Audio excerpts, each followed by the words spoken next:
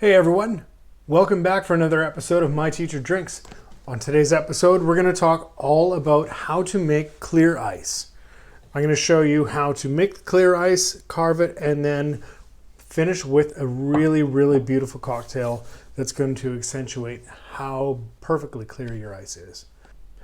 Okay, so for a brief understanding of what you need to do to create clear ice, you need to think about how a lake freezes. A lake is surrounded by an insulative layer of earth, ground, mud, rocks, etc. And then it's open to the cold air from the top. So it freezes from the top and freezes down. And by doing that, it pushes all of the dissolved gases, impurities, and everything. It pushes that down slowly out of the water. If you think about, you look at my silicone mold of ice cubes here, 1.5 inch ice cubes, you can see that things have gone from all directions and things have frozen from the outside inwards, which pushed all of the gases and impurities into the middle of the ice. That's why you're never going to get pure ice just making it in your basic freezer molds. What you need to do is you need to replicate the effects of what happens in a lake.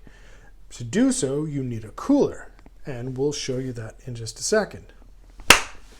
So now that we've got our small, shallow cooler, we're going to fill it up with hot water almost to the top. We're going to leave about 1 inch at the top because about half of the ice that we get is actually going to be useful. So we're going to go ahead and fill this baby up.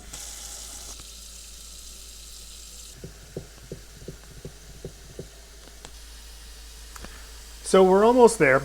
And remembering that we're using hot water because hot water has less dissolved gases than cold water does. We're not going to put hot water directly into the freezer because that's going to mess with how our freezer functions.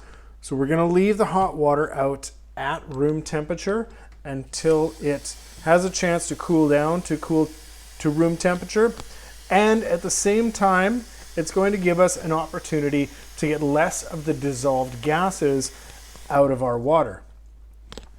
Depending on your hot water tank, your hot water might come out not as perfectly clear as your cold water.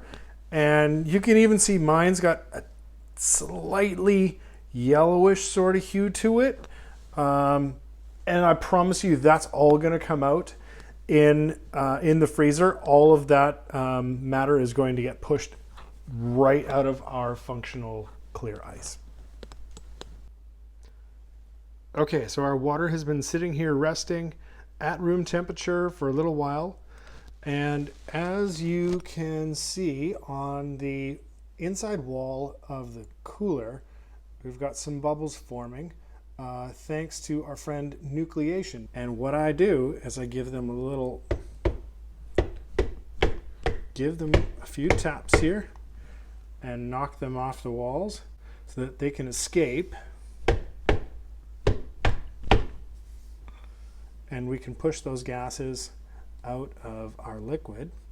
Okay, so we're a few more hours into waiting for our hot water to come up to room temperature. And as you can see, we've got a lot more gases stuck to the sides of the cooler. And so we're going to give it a few more knocks. And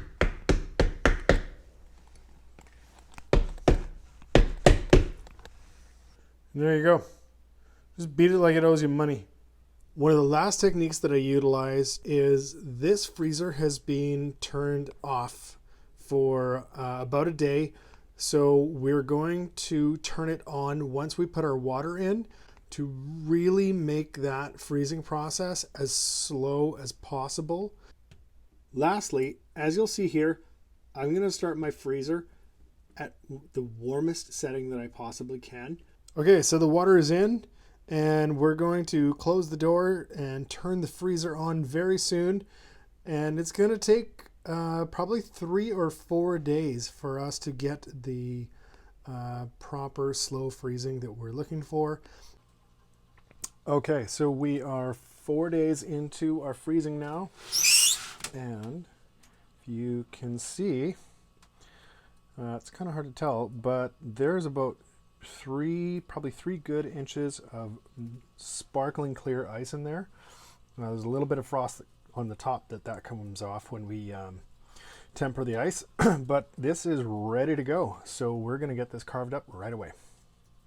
Okay, we've got our big chunk of ice and we're gonna start carving it very soon. It's been sitting out for about 15 minutes. So I think the cooler has released it on all sides. So I'm gonna try over the sink carefully to release this from the cooler. Hopefully not wear it.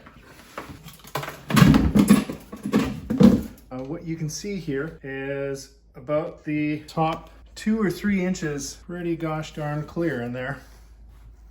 So we're gonna carve off the bottom half and save the top half and then cut it up into some big slices. Okay, so I've got my ice in the sink here with the waste side up. And what we're gonna do is I'm gonna just melt this off with hot water. In the past, I've carved this off with knives and picks and stuff, and it can be really messy and a big pain in the butt. But you know, one of the best carving tools for ice is hot water. So this takes a bit of time, but once it gets going, this will disappear pretty quickly. Okay, so I've got a lot of the ice off of this side done, so I'm just gonna rotate this 180 degrees and then start working it from the other side. So part of my technique that I'm using here is I'm trying to go really, really slowly with the flow of water. And my idea behind that is that as this water touches the part that I want to melt, by the time it's traveled around and is touching the top part of the brick that we want to keep, hopefully the water should be pretty cooled off by that point so that it's not having very much melting effect on the nice clear side. All right, so I have got 99.9% of the impure water out of this baby. So now you can really see just how incredibly crystal clear that ice is. And it's between 2 and 3 inches thick here. So we've got lots of ice to work with that I'm gonna cut up into some more workable pieces. I like using this ice in old fashions and Negronis and big format ice. I'm gonna turn it into 2.5 inch thick squares, or cubes I should say. So I'm gonna score it about 2 inches in.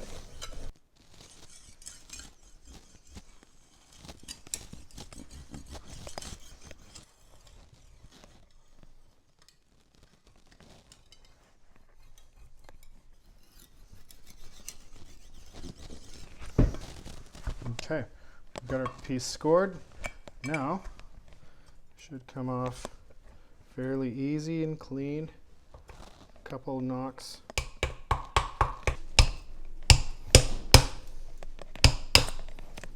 There we go.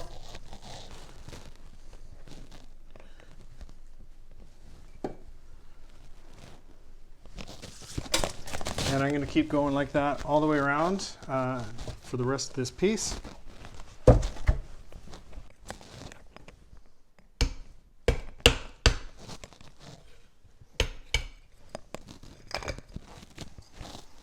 And that one's split on me, but you know, hey, life's not perfect.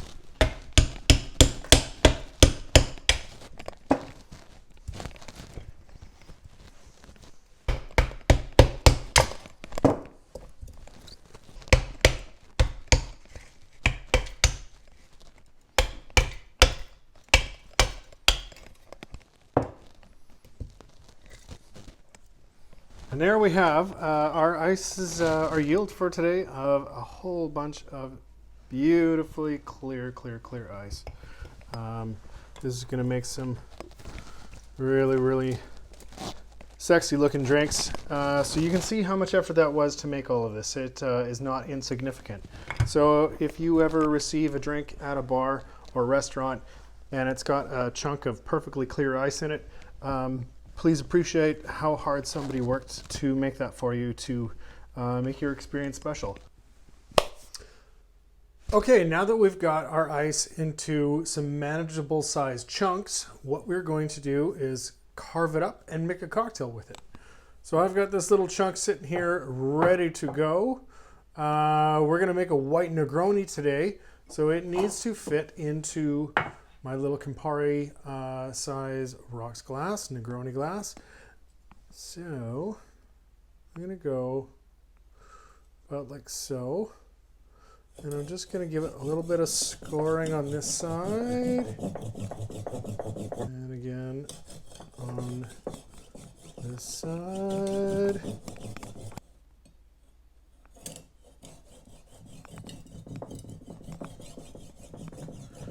So, and then we just give it a few little, or one, little knock like that. Pop it into our glass.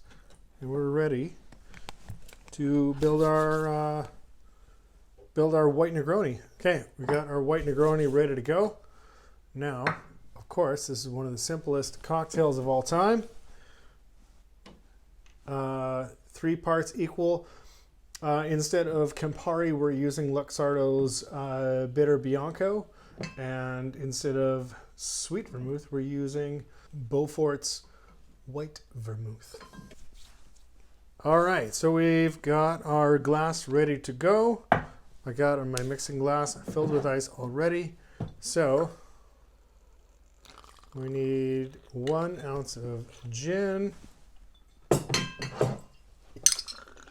1 ounce of bitter Bianco, 1 ounce of dry vermouth,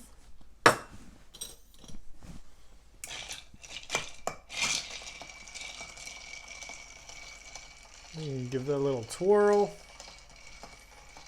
Get our orange ready for garnish.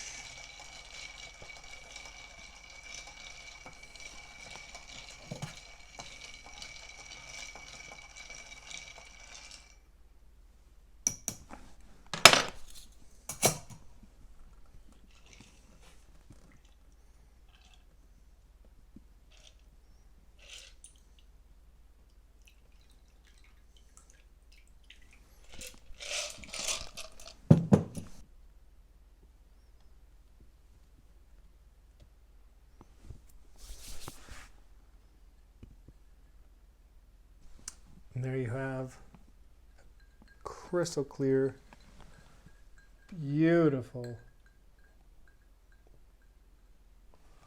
White Negroni.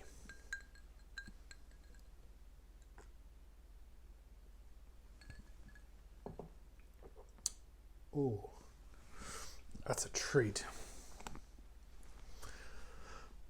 All right, I hope you've enjoyed today's lesson on how to make crystal clear ice and taking a little riff on the classic Negroni recipe. And clear ice, it just gives your cocktails that extra level of detail, that care and attention to show your guest or yourself or your partner, whoever you're making cocktails with, how much you care, how important a cocktail is to you. It really says, I put a lot of effort and I mean it in this drink. Cheers.